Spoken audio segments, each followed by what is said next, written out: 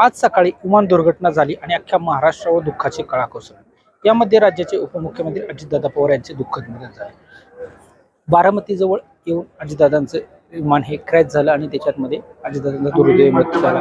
अजितदादांचे ज्यावेळेस विमान क्रॅश झालं त्यानंतर अजितदादांना सर्वात प्रथम पाहिलं आणि ज्यांनी अजितदादांचा मृत्यू ॲम्ब्युलन्समध्ये नेऊन ठेवला किंवा ज्यांच्या घरातील चादर अजितदादांच्या पार्थिवावर टाकण्यात आली ते प्रत्यक्षदर्शनी आपल्यासोबत आहेत।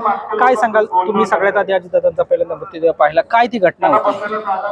काय झालं 8:30 वाजता मी दूध घालण्यासाठी गावात गेलो होतो। दूध घालून आल्यानंतर एक विमान असं वायबल परिस्थितीत वरनं येत होतं, तर अचानक त्याचा स्फोट झाला आणि एक्झॅक्ट घटना मला वाटतं 8:45-40 आसपास घडली आणि त्यानंतर आम्हाला काय इतका मोठा स्फोट झाला की ते सांगू शकत नाही, एवढा मोठा स्फोट झाला आणि स्फोट झाल्यानंतर मग काय दिसतच नव्हतं समोरचं कोण आहे काय काय ती। मग एक 5-10 मिनटं आम्ही थांबलो, नंतर 5-1 मिनटं थांबलो। 5-1 मिनटानंतर प्रशासनाचे माणसं आले तिकडून आणि आल्यानंतर मग आम्ही पाहिलं, तर मग त्यांना विचारलं तर ते म्हणले दादांचं विमान येणार होतं। आम्हाला त्यावेळेस समजलं की यायला दादांचं विमान आहे हे म्हणून। मग त्यानंतर आम्ही पाहिलं तर इकडं तिकडं असं लोक त्यातनी पडलेली होती।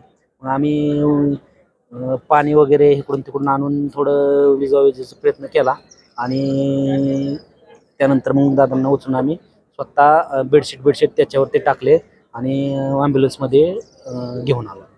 नाही, त्या छिन्न विछिन्न बॉड्या झालेल्या होत्या, त्याच्यावरती तुम्ही तुमच्या घरातली चादर देखील टाकली, तो काय प्रसंग आहे, काय सांगा? काय झालं, आम्हाला ॲक्च्युली माहीत नव्हतं की दादा आहेत म्हणून। फक्त एक माणुसकीच्या नात्याने आपलं कोणी असेल काय माहीत नाही अशा हिशोबाने आम्ही तेही केलं होतं। तर मग आम्ही घरात नाही ते आता एकदम अस्वस्थ अवस्थेत होतं, वेगळ्याच अवस्थेत होतं। त्यानंतर मग आम्ही तिथं चादर वगैरे टाकली, पाणी बिणी आणून तिथं थोडं विझवाविझवी केली आणि तेवढ्यात मग ॲम्ब्युलन्स वगैरे आल्यानंतर मी ॲम्ब्युलन्समध्ये घेऊन इकडं हॉस्पिटलला आलो। त्या बॉडी ज्या होत्या त्या ओळखू येत होत्या का, म्हणजे तसं काय? नाही, बॉडी कसलीच ओळखू येत नव्हती।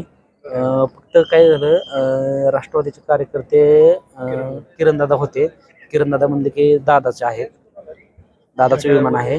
मग आम्ही त्याच्यावर आपलं घड्याळाच्या हातावर घड्याळ होतं, त्या घड्याळाच्या हिशोबाने मी ओळखलं याला दादाचं आहे।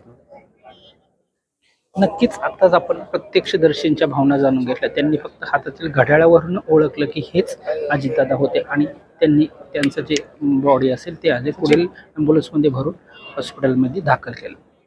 सचिन धुमाळ, LS मराठी, बारामती, पुणे।